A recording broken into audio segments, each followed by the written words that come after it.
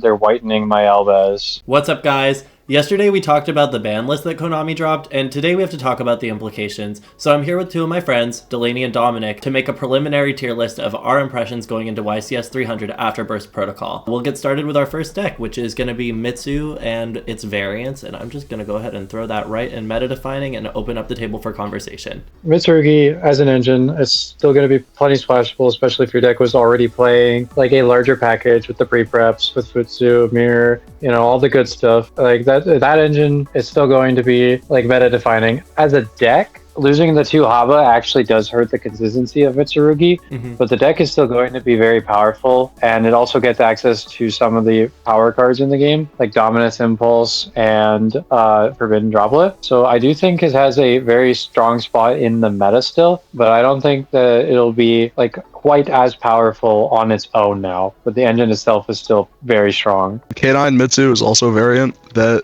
is still playable, with River Stormer being able to search the Magic-y ritual and the Ashland like monster, giving a really easy way to bridge from K9 into Habakiri, which could be interesting. Yeah, I'm glad you brought that up. I was going to wait to hear what both of you thought, but I think there's so many different versions that people are still going to be playing, and I do agree with Delany that Pure did take the biggest hit off of Haba to 1, and I also agree with you, Dom, that like K9 Mitsu is on my radar for a deck we're going to see in Richmond for sure. I think we all agree Mitsu is meta defining no matter how you play it, and we can move on to the next deck, which is going to be Gem Knight. Thoughts, opinions? I'm gonna drop it in day 2 and let you guys start. As for where I think Gem Knight will go, I don't think that deck is ever going to be like poorly positioned, as long as it does have 6 Charmies and Breakers to work with. It could be put in day 2, it could be top of Swiss Warrior. I don't think that deck should ever be counted out, but as power creep progresses, a deck that is primarily blind goes second. It's going to be progressively harder as time goes on for that deck. It also lost the Protoss like Nemesis flag package for going first.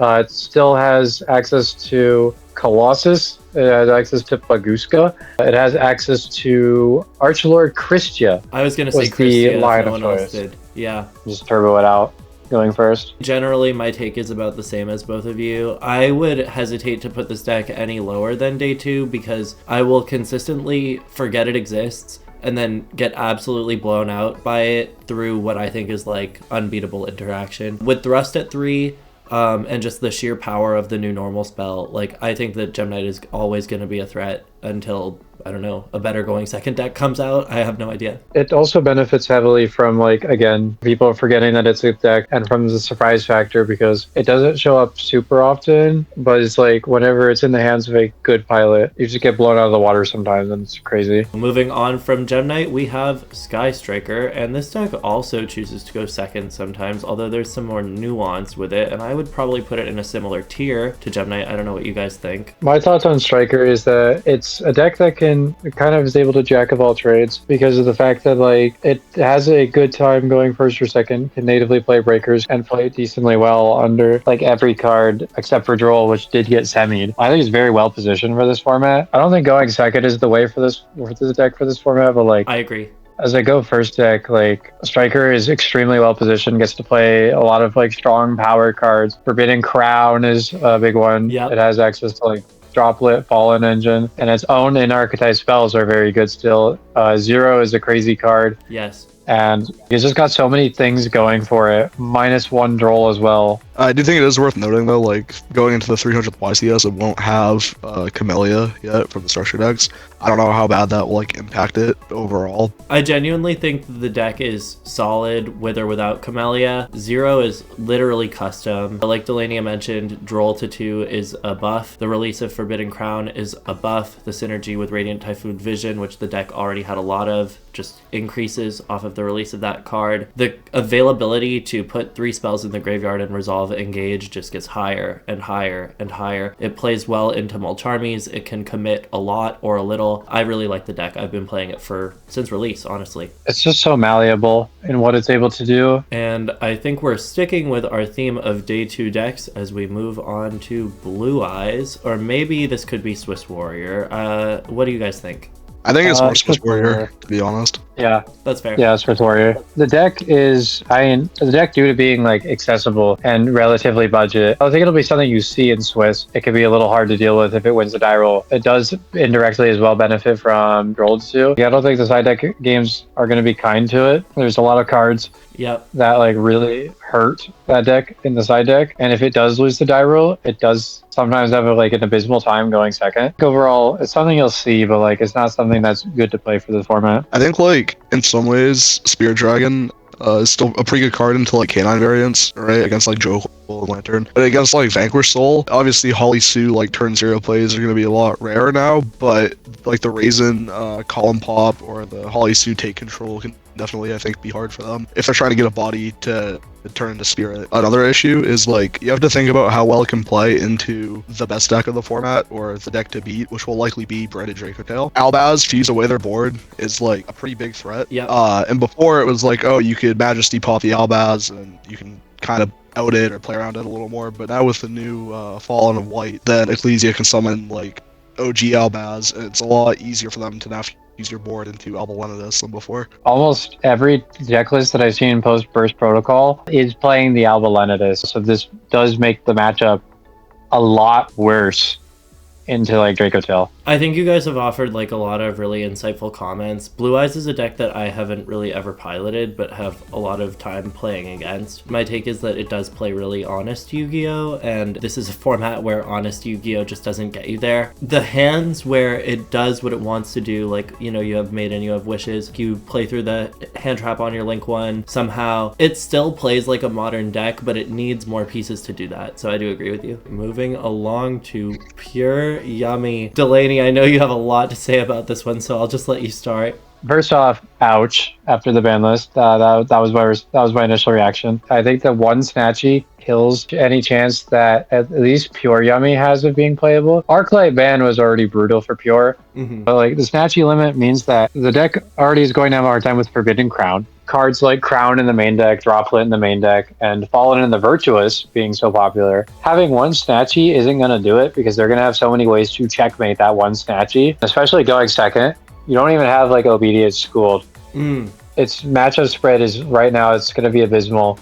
Side deck is going to really fuck it over. I think with like Pure Yummy, the nice thing was like the consistency that it offered at always accessing the Yummy M board plus the Herald of the Arclight, and then, you know, the luxury of Dominus Purge on top of that. And it's like now that the Yummy engine has been so kneecapped by the limit of Snatchy, it's like, why would you choose that over just being locked out of Purge and playing a better secondary engine, right? Yep, exactly. Purge alone isn't going to be enough to carry that deck's end board. Like, it's not going to stop the cards that are making it like weak in this format. And moving along to another deck that plays a lot of Dominus cards, right? We're playing Impulse in Lunalight, and I'm willing to put that at the top of day 2. Absolutely. I hate this deck so much.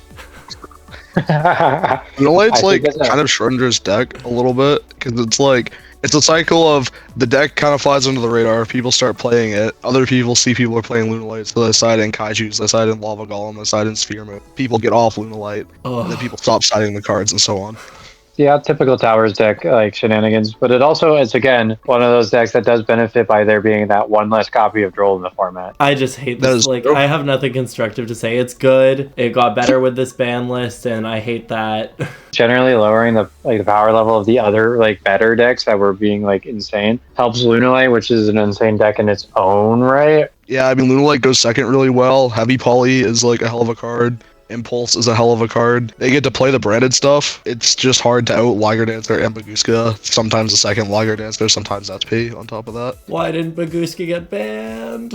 Yeah, nice main deck Charmies in game 1. Would be a shame if I set up double towers and you have no main deck outs in your deck. I think like people are gonna have to really respect Lunalight going into Richmond into 300. It's kind of wild to me too that the deck got second place at Worlds and they still didn't touch it at all. Sticking with our theme of fusion decks, we have this is like branded Dracotail, but also like branded engine, and we can talk about pure branded here. I can't believe they're whitening my Albaz. As far as pure branded goes and the implications for branded moving forward post burst, it'll be a deck that at least fits in the Swiss Warrior tier. And then as far as branded Dracotail, like it's just like an insane boost to what DRACOTAIL was already doing. It makes the deck more consistent. It increases the ceiling. The branded stuff on its own now allows the end board while giving you follow-up so you can get into your DRACOTAIL stuff. Kind of does everything. I even think with the consistency hits on the ban list, DRACOTAIL branded will be the best deck. You almost don't care because, like, I know a lot of branded DRACOTAIL players, even prior to the new support, myself included, were struggling to keep the deck to 40.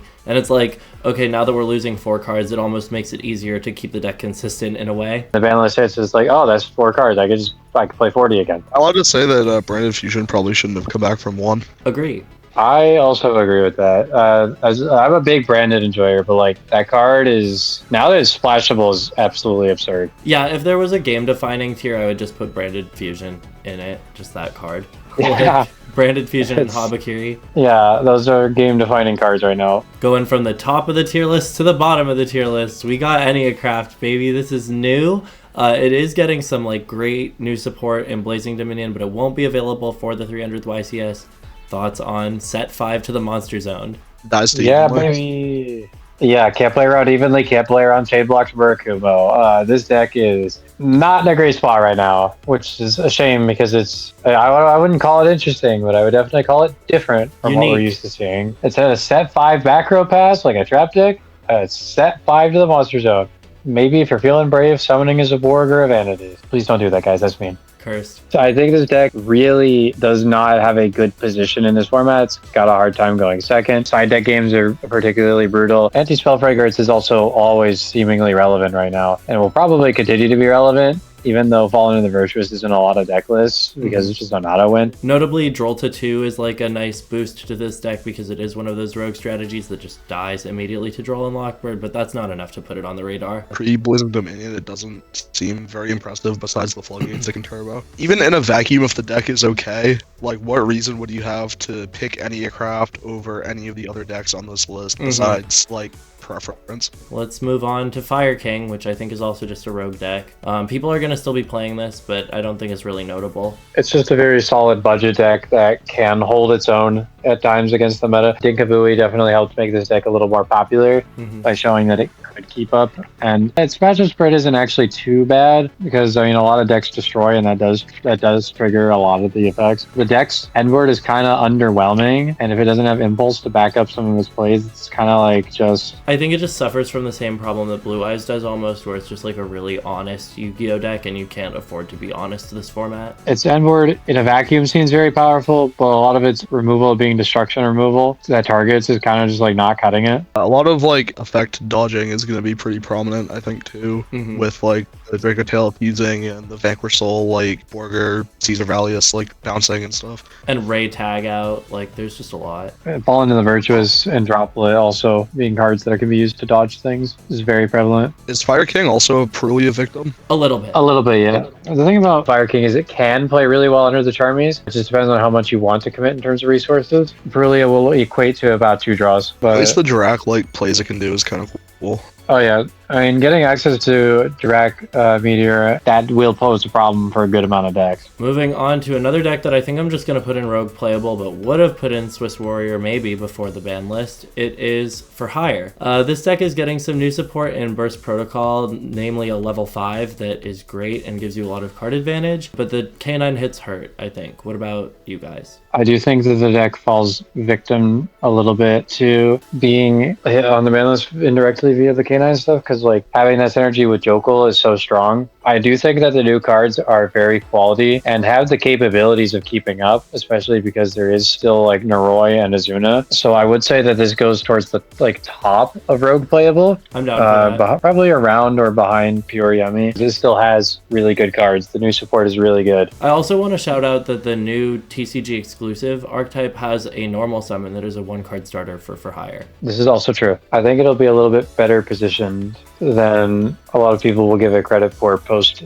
the Joko limit. I've yet to see it like actually really do anything impressive like in testing. Not to say that it can't do anything, but I've played with it a little myself and it like seems like a decent deck. I just don't think it really is doing anything impressive enough to compete with some of the other decks in the format. Moving on to another deck impacted by the ban list, we have CRYSTRON. I hesitate to put this any lower than the bottom of day 2 because I do think there will be a lot of people still trying to make it work. I could maybe justify it being a little higher on day 2, because while it did lose 2 copies of Jokul, you can kind of supplement that by playing Chaotic Elements. Not every list was playing like all 3 copies of it. Even though the K9 stuff is a bit weaker, a bit less consistent, the quality of the CRYSTRON engine is a lot stronger now. The deck does struggle going second more than like VANQUISH K9 does, but going first, it can still put up very impressive boards of like Ripper, Valon, Infinity, Dawn Dragster. Like Spell Canceller also did not get banned. You can still do Quinquery, summon Spell Canceller. I think the deck is very well positioned heading into this format after the ban list. That one Joker limit does hurt, but like you mentioned, Dom, Chaotic Elements is another card. I played a lot of CRYSTRON K9 myself, and I think the 3 inclusion, bringing back the consistency, and meaning you're less likely to have to bridge, along with the ability to play Chaotic Elements natively and stuff. It's accessible, it's cheap, but it's also, like you mentioned, it makes very strong end boards. It's just crazy the amount of pieces that you can establish. Like, does Dark Ruler do much into this end board? Like, it probably does, right? But people aren't really playing Dark Ruler for anything else. It does. Dark Ruler was very effective against CRYSTRON because all of it leans very heavily into monster effect negation and like using its monster effects to like interact with things. But the deck has decent non-engine space. The deck has the cards like Droplet, still has Cluster for a pop or 2 pop. The main thing that the deck will suffer from is if Malice is still playable or ORCUST is around. I do think that the side deck games are also going to like really mess with the deck because of Lancia. The deck does not have a good time into that. People were cutting the parts of the CRYSTRON package for a while. They were like trimming down on Solfafnir. They were not playing like Dawn Dragster in the extra deck, which it made sense with one inclusion. It was like harder to run more bodies. But if you can put those cards back in now, like Dawn Dragster is pretty good against some of the breakers that people might be playing that aren't like exactly Dark Ruler Droplet. Yeah, it's pretty good against like Lightning Storm, Feather Duster, even if people are on double Cyclone. One more thing to say about it. It's also interesting because pure CRYSTRON could also take a little bit of like a step forward as well. Summoning Tristalos going first or second is really strong because of the fact that if your opponent hand traps you or tries to interact with you at all, you get to summon a guy from deck and then do like your synchro plays. He reminds me of Naturia Mole Cricket. Like, what a powerful card. Absolutely. When do we get the new CRYSTRON like monster? The like Hawka Fiber X retrain? My bet is Battles of Legend. Yeah, absolutely. Battles of Legend makes the most sense. Up next, we have what I think is like my biggest question mark of the format, which is Malice. I'm happy to just put this in Swiss Warrior because I think we all know people are still going to be trying to make it work. It's just a matter of how well they're going to do that. Yeah, Malice is in a weird spot. That white binder ban is, a lot of people consider it a death blow, but to me, I see it as it does take away a lot of the deck's grind game. Takes away one of the deck's better points of interaction, but I think overall it just tones the power level down. The deck still has its ways into like backup at Ignister, which is the crucial card. It has the end board that it had, as well as it still has 3 Allure. It's an impulse deck. I think it is a deck that, while maybe not going to be as powerful into this format as it would have been before the ban list, where it's like 3rd or 4th best deck at any given point, I still think it's a deck that needs to be monitored. I've seen end boards that have like Transcode Talker instead of White Binder. You can double up on the Cyber's Wicked to banish some of your names from the grave on your opponent's turn. The deck still does pretty well until like Fualos. The Red Ransom, like Malice in the Mirror half board, is still like a thing you can do. I knew they were going to hit Malice to some degree, but I really expected them to hit like a Lure to 1. I think they did the correct thing and hit it hard because that deck is so unfun to sit across from. Up next, we have DRACOTAIL. I just kept this separate because there will be people that are playing it without branded, but I'm still willing to put it in meta defining. I think it's just like still really good. I think with Justice DRACOTAIL, obviously we don't have Savage, but I think it still is another very powerful variant of the deck. I do want to talk about that. Regardless of the variant playing, I think DRACOTAIL is the best deck in the format despite the consistency. It's actually being pretty impactful.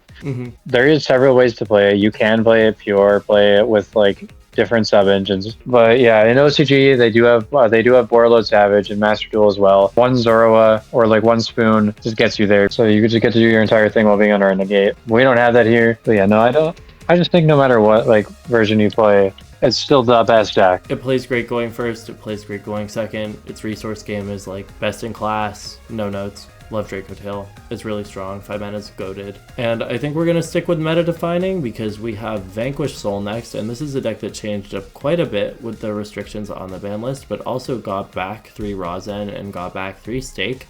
And I think it's going to be really good. What about you guys? Oh, I'm so excited to talk about this deck. I think it has the raw power, the consistency buffs that it got back, despite the hits to Joko Holisu, are enough to make this deck like super, super strong again. Like Stake Your Soul is just a crazy card. Yeah, and that's insane. It still gets to play like the Azunas, and that deck was incredibly strong when it had everything. It doesn't have to rely on like stupid stuff like K9 spam into Saryuja. Quinkry, Molnir, or whatever. Yeah, but we don't have to worry about Mjolnir. Its ability to do everything really well. I think that's something that like other decks can do, but not to the level that Vanquish Soul can do, because each individual Vanquish Soul card, it just represents so much removal too, and it can grind game really well. I agree with you, and the Ketu limit is actually really notable for the VS into Dracotail matchup, because if they don't open the Ketu and they route into it through combo, Valius pop Ketu on turn 0 after they set it is just like a combo stopper in some cases. There's that. It's going to force them to play a lot more awkward into like a lot of the stuff you're doing, because of the fact that like Valius will just pop the Ketu and now it's out of rotation, out of the game. I think Holisu to 1 makes the deck a lot more fair. Like, going second, you're not going to have them, like, open the card that does their whole combo and stops you from playing as frequently, but it's still going to be, like, a really strong, like, Earth monster for them combo-wise going first. I think it was maybe Jesse Cotton that said, for Vanquish Soul, they literally could have just printed them like an Earth monster that wasn't Pantera, and it would have already been good. Yeah. But the fact that they made Holisu a good card on top of that was just like even better for the deck. Also, there's no Paradise Smasher this run around, so I think their board's going to be a lot more fair in that regard. Umbral Horror Masquerade is still a strong card. One of the crucial things I want to point out about K9 VS when I was at full power was your way of bridging to K9 was via Holisu and a Jiaolong. Now with one Holisu, you kind of don't even want to do that at times. You have to go through extra circles to get it back. If you have the setups to do it though, you can, there's ways to get it back, like you mentioned, Rock or Quick Play Spell. Quinkary as well, because it does recycle Holisu. It's going to be more like Vanquish Soul now than K9 than anything else. Snow Devil's also still a very good card. Yeah, the field spell is so custom. Like both Start and Snow Devil are just absolutely incredible. Having access to it, essentially what is a dark hole that's only taking out some of your stuff, it's so strong. Water Box, this lost barrier statue, but they can still Mulling Glacia hand repeat for 2. I think it's just like Rogue. The deck also is an impulse deck, but I just feel like the end board isn't going to do enough, even with the Mulling Glacia hand rip 2. If it leans more into synchros, this is going to play a lot more of like bricks and garnets. Thank goodness the deck is like probably cooked though, because I did not like that deck. Rip Ozo. True. Yeah. Moving from a deck none of us like to a deck we all like, we have Cool Tune. Unfortunately, I don't think it goes much higher than Rogue Playable until the next wave of support. We could advocate for Swiss Warrior. I was about to ask if we could move it to Swiss Warrior. I think, like, Chainbound Dragon helps a lot. The deck itself still, too, like, just, you play a lot of good hand traps. You can summon Rose Whip post side, which is, like, not always going to be a good card, but can be. You get to play the Psy-Frames. Going into, like, Dracotail, being able to, like, Delta a Branded Fusion and still have Ash for something else is, like, really nice. Yep. It still does have some of its issues. Zarin fixes the issue of the deck's end board not having enough ceiling, but like the deck's other prevalent issues are still there. The lack of quantity of hard once per turn effects to push through negation really starts to show round after round. Like you get your clip negated, then you get your synchro overtake negated, and you're like, okay, I have no way to field spell, I can't normal again. Like, what do I do? And once the deck gets access to more hard once per turn effects in archetype, namely like the extra normal summon off the level 1 in hand, I think that will be like alleviated and the deck will really be able to shine. Absolutely. The second wave really does fix it, but for now it's like, it's just, yeah, it can't really do that. It's just not quite there yet, even though the card quality on all of these cards in the deck are just insane. Yeah, and the Floodgate effect from RYZEAL can, like, weirdly come up sometimes, though. I also definitely think it's better than Blue Eyes as far as, like, Swiss Warrior goes. That's fair. I might agree with that take. Blue Eyes is jealous that my synchro deck is better. Up next, we have a deck I think is decent, willing to put it, like, here or here. It's Memento. Who up burst in the cranium right now? I mean, Memento is one of those decks that you also can't really ever count out. Very strong engine, very strong capability to push. It has lines and stuff to play under Fuwa really nicely. And don't let people fool you. SP pass is enough with this deck. Yeah. I think it'll be like definitely in the day 2 category, because it's just one of those decks you can just never count out. It's gonna be pretty like well positioned into a lot of like the target removal with cards like Bone Party and Grand Breakout to dodge that. It can play like K9, kind of. It can play Fiendsmith, which is like still a good package. Even like being able to bridge with like some of the area leader lines. I believe Fusion Lachroma coming back did make that package a little better for the deck. They get to play like all the Charmies. They get to play Breakers. Despite having so many different names, their main deck commitment to engine is not actually that high. It also means you draw the Gaddock more, unfortunately. I think one of the biggest like downsides to Memento is the like, I don't know what you want to call it, the hard deck tax. Tournament not, fatigue. Like, yeah. But if you're like really committed to the deck, I think it like is still gonna be a good pick. You can get pretty creative with how you build it. Jokul plus Tatsuno Toshigo was really powerful, but the Jokul limit does kind of hurt that line a lot. There's not a lot the deck can't do, but I think at a big event, results like Dom mentioned, tournament fatigue is going to be incredibly relevant for this deck's success. Next we have like another question mark deck for me. I really don't know where I think ORCUST is gonna fall, but I think it's probably somewhere near the bottom of day 2. I'd argue below Memento, I think, but yeah, about below Memento. Like I think they're pretty equatable. ORCUST does have stuff going for it, like able to play with MITSURUGI. It gets to play Impulse in the deck lists that run it.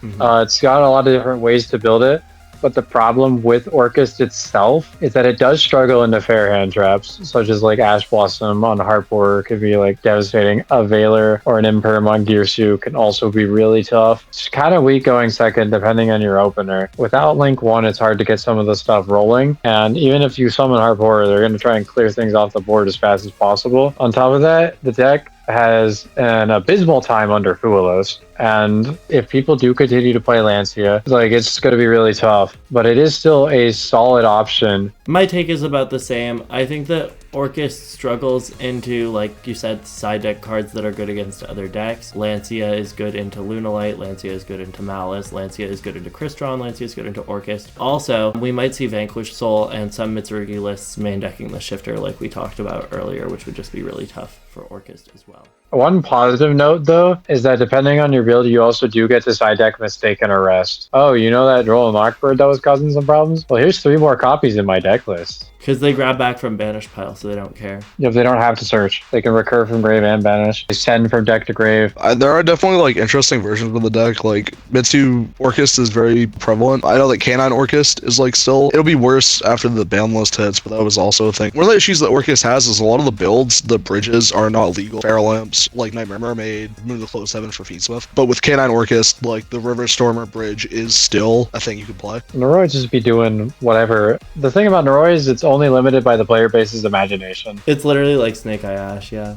That card is that strong, and it still does the entire full combo. So there's 3 viable ways to play ORCUST. It just depends on what you personally want to play. All right, up next we have our first deck coming out in Burst Protocol. That is going to be Elven Note. It's part of the Medius lore. I'm a big warrior for this deck. I think it's going to be decent. The Fiendsmith bridge is good through Armades off of the normal Medius line. Any first impressions on Elven Note? I've got a few. Right now, I think it's already strong. I think it's already going to be a good enough deck that you will see played at the very least. If it isn't strong right now, it absolutely will be post Blazing Dominion. I'm a little more like skeptical of it. I want it to succeed because I think the archetype is very cool. I'm just worried about like how viable it will be into this format. But I know in the OCG it struggled to kind of take off, even where they had like Baron de Fleur and Warlord Savage Dragon legal, which obviously we don't have either. I'm fine with moving it down to like top of Swiss Warrior. I've seen people talk about potentials like an engine in other synchro decks like Yummy or stuff like that, and I haven't really like messed around with that too much, so that could be like a thing. Probably able to win games, but I'm not confident it would do like very well over the event. Makes sense.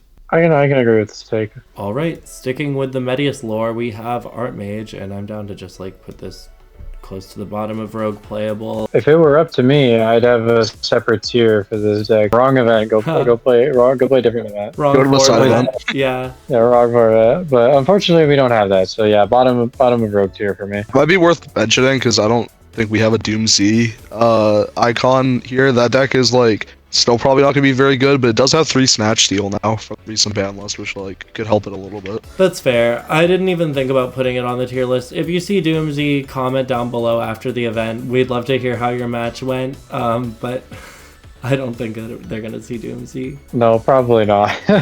Moving right along to RYZEAL / ONOMAT RYZEAL. I don't know where in Swiss Warrior I want to put this. Maybe, do you think it even belongs at the bottom of day 2? Like, it's probably better than Elven Note, right? Like, as for RYZEAL, I feel like this is the definition of like a deck that you're gonna see. It's especially because his budget. Detonator is still one hell of a card. It can also be paired with so many different things. Probably always going to be like the top of the like those decks you're going to see in Swiss, and it might even convert over to day 2 a little bit. But I wouldn't put it in the same tier as the decks above it right now. That's my take also. I can see it breaking into day 2, but I wouldn't put money on it. I think like Cross is still a very strong card. Detonator is obviously very strong, but it is like a little matchup dependent. If you're going against one of those decks that can like dodge the destruction like easily, they still have Baguska. Plan B, baby.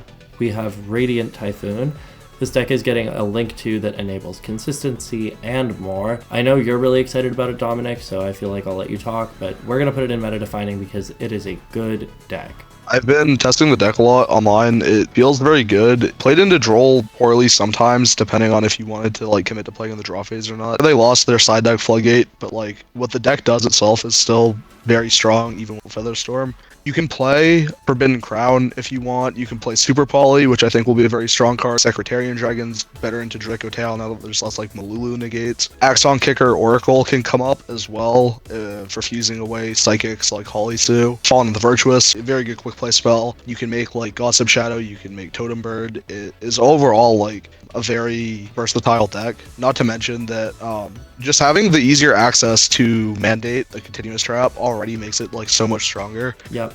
Because it turns each MST into like much better piece of interaction. I think the deck is just so well positioned. Like its end boards are incredibly strong. It doesn't have to commit a lot to under Hulos. Play in the draw phase. It gets access to so many like Dom mentioned power spells. Sheena is one crazy card as well. There's just so much that this deck is gonna have going for it. Sheena Crocia is like a turn 0 2-card combo too if your opponent activates a quick play. Which is just crazy. And I think it's going to be so good. I think it's going to be like one of the decks in the format. Let's hop right over to EXOSISTER, another deck that's getting some legacy support in Burst Protocol. I feel like you're going to see this in Swiss because the deck's getting more consistent and getting better interaction. I could very easily see the argument for putting it like way towards the top of this category. It kind of remains to be seen, but I really do think that that legacy support not only fixed all of the issues, but helped really cement its status as like an anti-meta deck. It's not only more consistent, but like it's able to proc the effects more. Its end board is going to be a lot more consistent, a lot stronger. There's just so many lines of play that it just wasn't getting access to before. So it's like really boosted the deck in the way it needs to be. And on top of that, its matchup into DRACOTAIL is very solid because of the fact that it could just shut off the graveyard effects. It could shut off reborning monsters from the graveyard. But despite that, I don't know how it's going to do going second, and that's my biggest concern with it. While I think it's very strong, very potent, it doesn't exceed Swiss Warrior or end of day 2. I think the deck is still pretty honest, even with the new support. Like, you telegraph a lot of your plays by putting down 2/4s and being like, I'm gonna summon an EXOSISTER on my own turn because you gotta go MALISS or whatever. But on your opponent's turn, the flexibility of the deck really opens up and it shows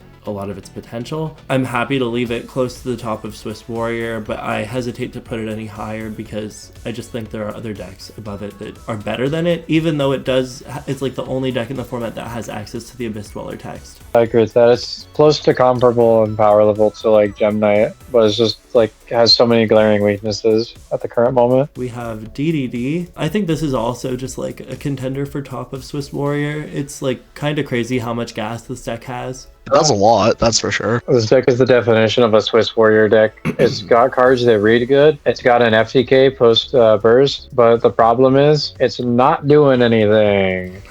This deck cannot play under Fua. This deck sometimes has a hard time into Perulia. Draw and Locker going to 2 helps a little bit, but like this deck is not doing enough in like every aspect for it to be higher than this. Like when it does get to go off, its end board is pretty impressive.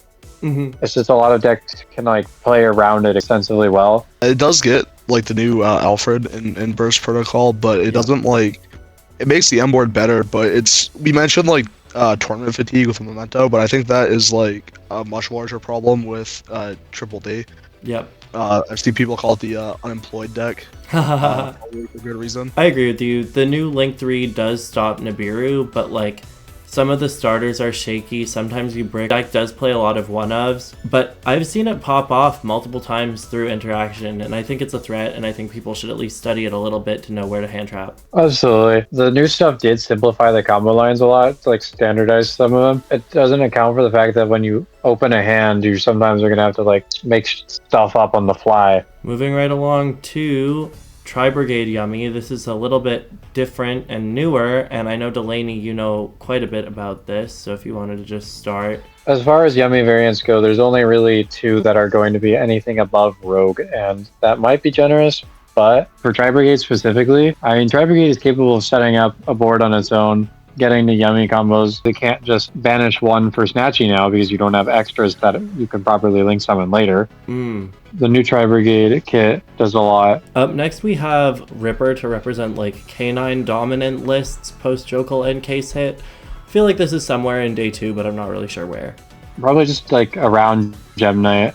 I would say definitely probably worse than ORCUST. And honestly, part of me wants to put it in Swiss Warrior, but like Noroi is still a very powerful card. Chaotic Element still is a very powerful card. The deck has plenty of options. I'd like to give a shout to like K9 Cyber Dragon as like another like kind of off K9 variant. That's a good point. I think that deck is like probably not anything beyond Swiss Warrior at best, but it didn't suffer as bad from like the Jokal limit because it was less reliant on Jokal. You can like bridge pretty well between making Ripper from like the Cyber Dragon 5s to putting Clockwork Knight in the grave to banish to add Noroi. Go second pretty well. They have access to Cleave Genius, which can get like Regulus. I expect it to be good. Like you said, normal summon Noroi is still pretty good.